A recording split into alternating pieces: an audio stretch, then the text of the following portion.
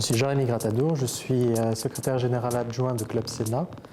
qui est une association créée par le président du Sénat, Christian Poncelet, en 2001, et qui a vocation à être une task force réunissant des parlementaires, des intellectuels, des conseils autour des questions des nouvelles technologies de l'information. La difficulté principale à laquelle on est confronté dès qu'on s'intéresse à l'économie numérique, c'est précisément de concilier les changements de modèle économique liés à cette économie numérique avec l'existant, en particulier autour des questions de droit d'auteur, autour des questions de gratuité, autour des questions de liberté de circulation d'information, qui est un concept, la liberté d'information a toujours été pensée à travers la presse, par exemple, ou à travers l'expression publique ou l'expression politique, mais là, on la pense à travers un prisme technologique. Et ça, c'est quelque chose de radicalement nouveau, qui est difficile de tout de suite bien comprendre. Et je crois que si on voulait résumer de façon un peu brutale les grandes évolutions en cours, ce dont on s'aperçoit, c'est qu'au cours des dernières années, il y a eu une accélération de l'intégration du principe technologique dans le travail réglementaire. C'est-à-dire que l'ordre imposé par les technologies et le développement des technologies de l'information,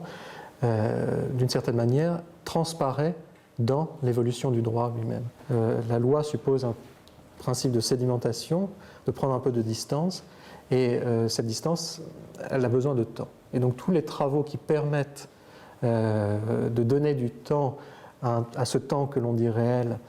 mais qui en réalité est problématique, je crois s'inscrivent dans une nécessité qui va aller croissante, en tous les cas si on ne veut pas commettre d'erreurs sur ces évolutions, ou en tous les cas sur les directions qu'on va emprunter. Parce qu'ensuite, si erreur il y a, alors ces erreurs, il va falloir les assumer, et toute la communauté va devoir les assumer pendant longtemps. Si je voulais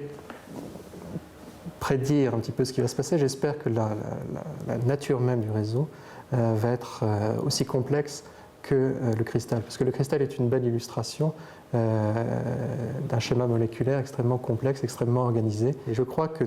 si on pouvait faire un souhait et se projeter en l'avenir avec une vision positive et optimiste, je crois que ce serait d'arriver précisément à concevoir un réseau d'information, un système d'information qui sera à la fois global et mondial, mais qui garantirait toujours cette transparence de l'information qui est promise et de sa circulation.